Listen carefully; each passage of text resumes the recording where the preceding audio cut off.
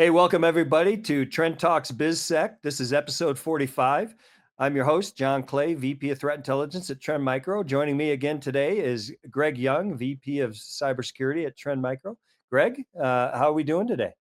John, great to see you, and welcome back from your travels.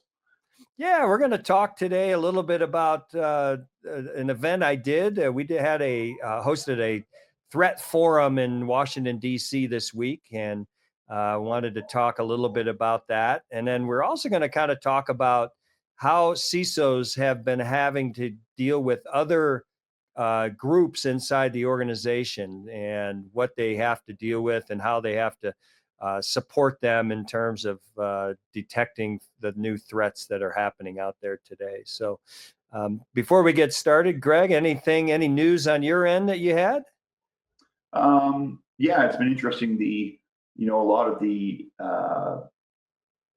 threats lately have been campaign based, and specifically when we look at the scattered spider and that, it was noteworthy that they were a UK based group. Apparently, or there was people in the UK, and the UK, some UK retailers were attacked as part of the retail campaign. So that was unusual because normally it's going to be, organizations that are, fairly distant geographically. So that was, I think, anomalous and not indicating a trend or anything like that. Yeah, I think the English speaking underground. We actually published a report recently about the English speaking underground, and the other thing that was interesting is they were quite young, right? I think there was a 19-year-old and that was arrested and things like that. And when we looked at the English underground, if you can go to our website and go into the research, you can see that and read that report. But one of the aspects that is being seen is their use of violence as a service, and that these younger generation of hackers just don't care about, they've got very little morality, apparently. Not good. Yeah, yeah.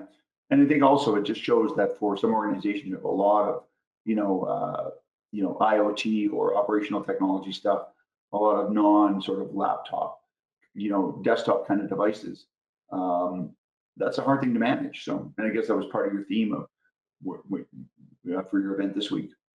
Yeah, it was an interesting chat. To the event itself was really well run. The U.S. Chamber of Commerce hosted it at their facility in D.C., a beautiful facility, by the way.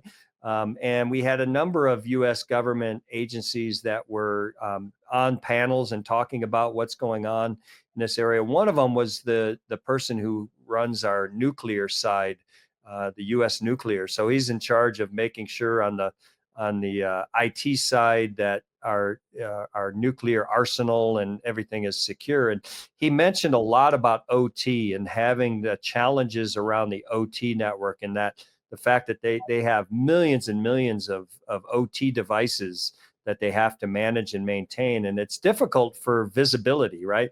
As you know, Greg, we both know that the OT side of the house has always been kind of off limits because it's focused on, you have to have upside, right? You cannot have anything come down plus these devices can be 20 plus years old. They just work, right?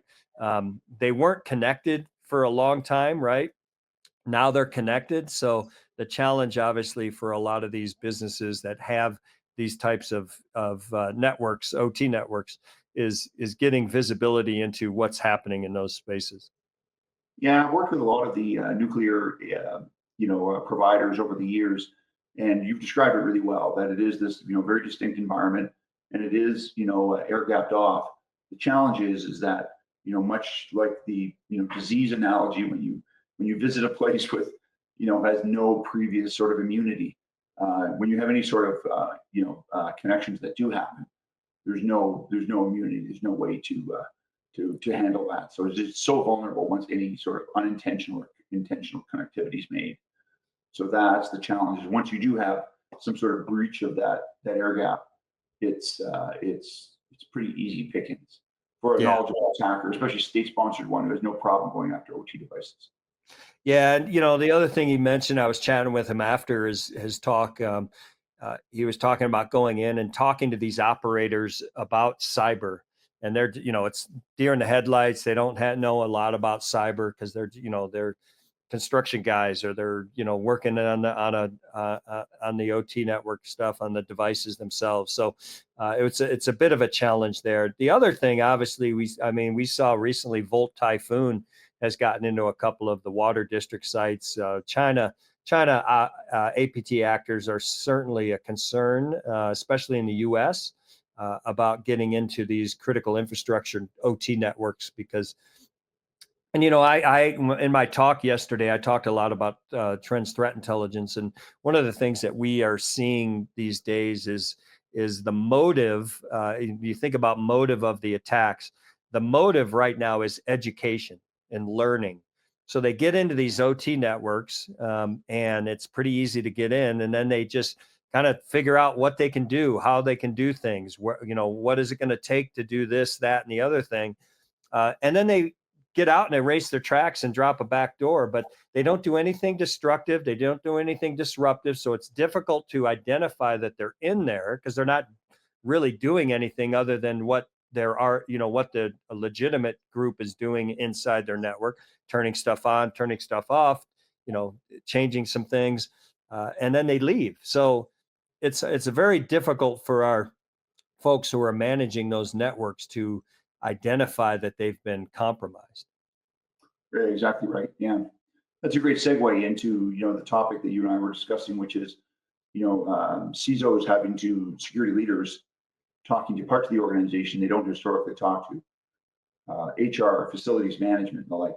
I had I had a great discussion this week with a facilities manager, and he is the de facto, sort of deputy CISO in the organization because they are very outsourced, and they bring in a lot of contractors into, and it's constantly a state of construction, and it's a classified data center, in fact, in this case.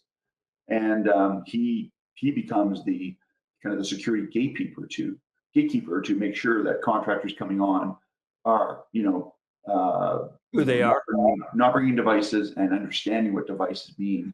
It's more than just phones or laptops. It's other smart devices, and if they have them, then educating them. So he was never coached to do that, but what a opportunity to have better security, but also hacking the process now is the new easier way than installing malware. So you brought up the great example of North Koreans trying to get hired into organizations to get access, much easier than deploying malware. So that behooves us to talk to HR organizations and help educate them about this risk. Not let them find out about it on their own and sort of be good stewards just by chance, like this facility manager were.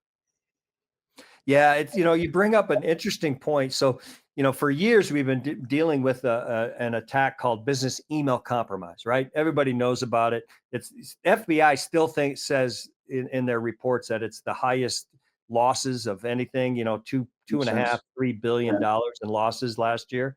But trend, some of our forward-looking threat researchers came up with an attack years ago that we called business process compromise.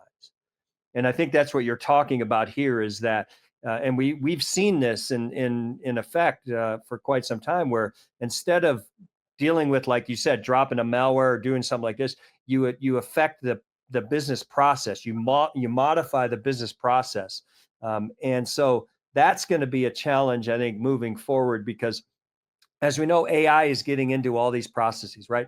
How can I automate this process, that process with AI? And if I can compromise that process, now I've got access to a lot of things, right? So that's an area that I think we need to reestablish itself and talk about more often than we do. Is this notion of business process compromise? Yeah, and for our CISOs and security leaders out there, get out your organization's org chart and go visit someplace next week that you haven't been to before. Procurement is a great one. I had one organization I worked with where they kept getting tampered routers all the Oh, time through every procurement, and they kept on changing the processes, but it's still they kept on getting tampered routers. They changed they changed their courier.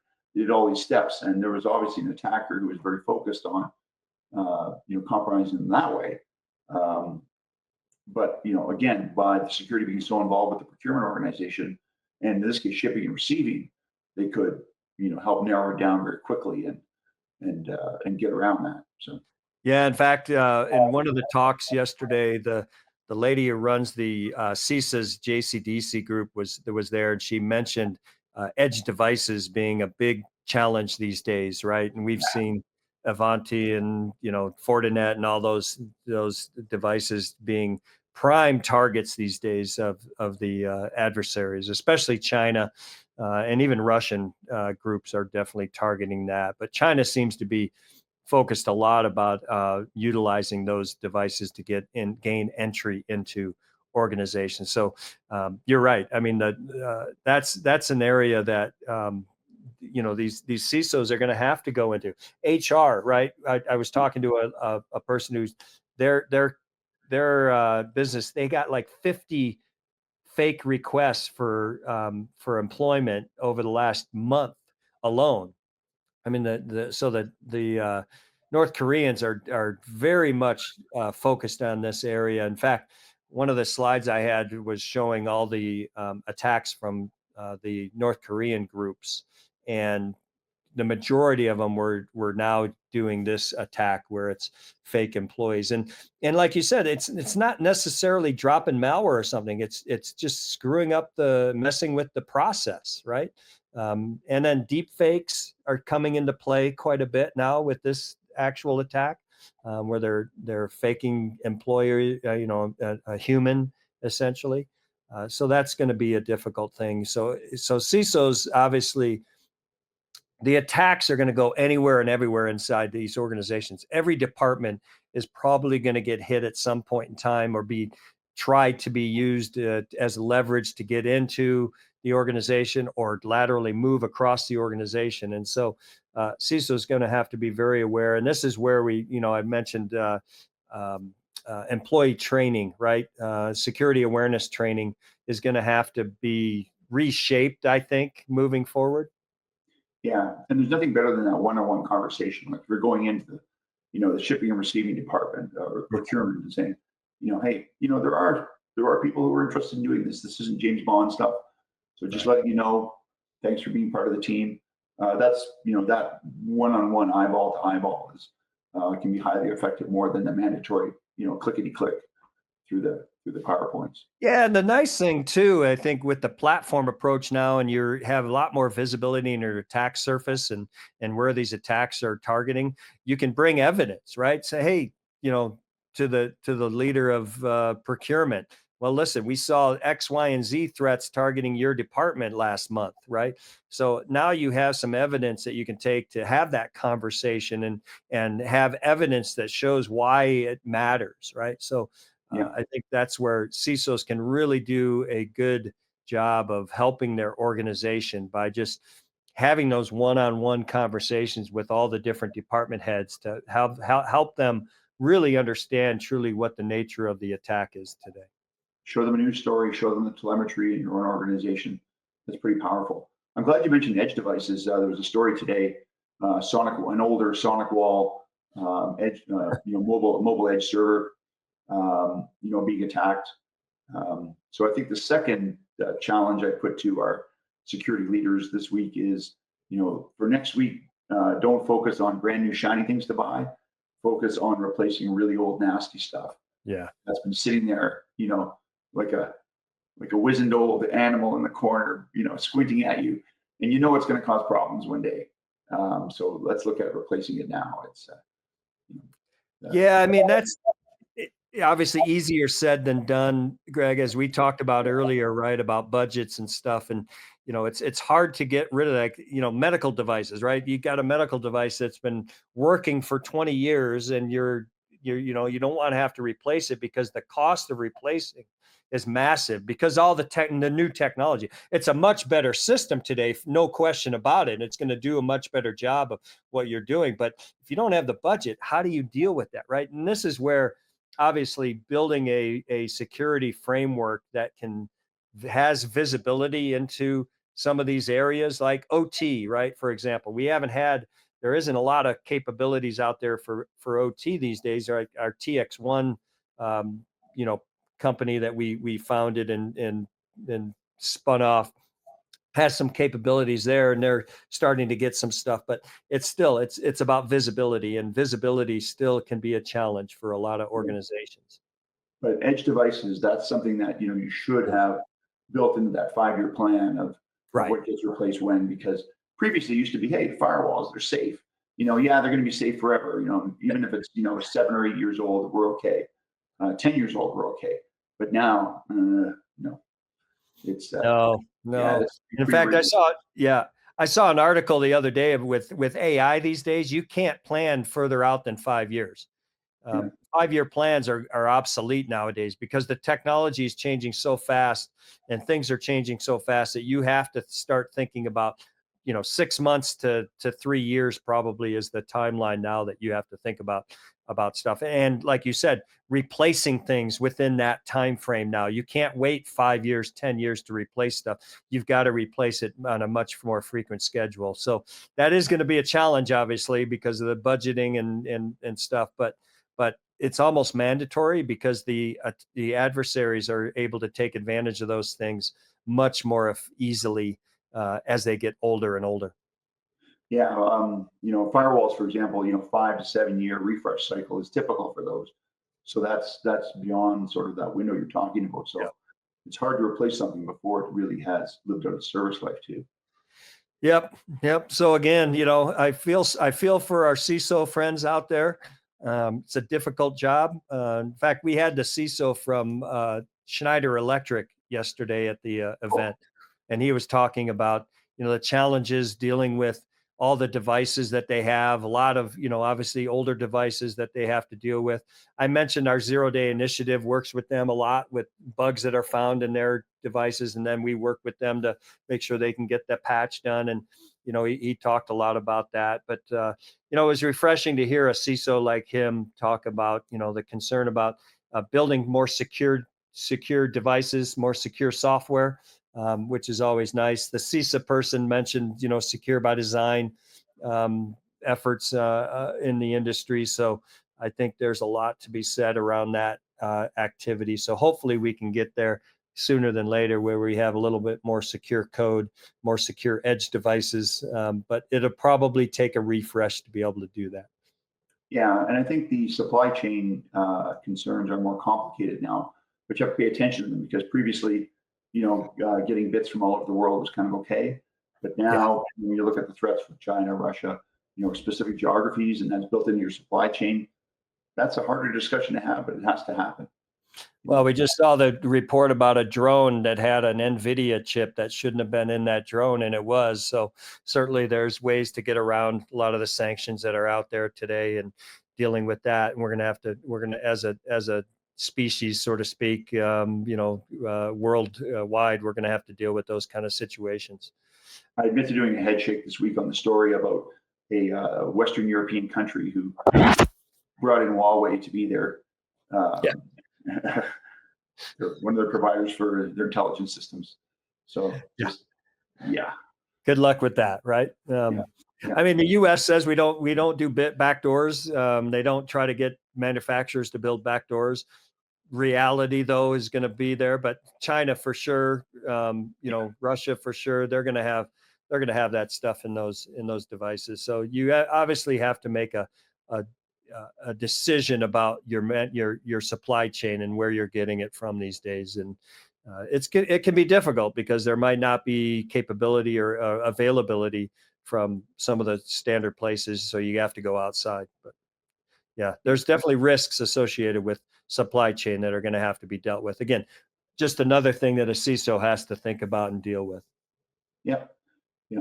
And this is the reality, like that forward planning, the going talking to people. That's the new reality of CISO. It's not chasing down versions of malware or going through the CVE database every day.